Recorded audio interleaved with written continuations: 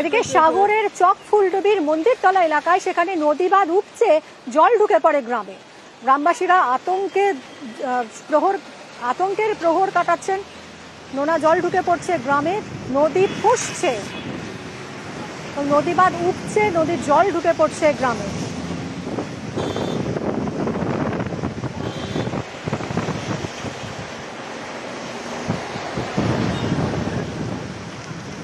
সাগরের চক ফুলডুবি মন্দিরতলা এলাকায় নদী বাঁধ উপচে ঢুকে পড়ছে জল।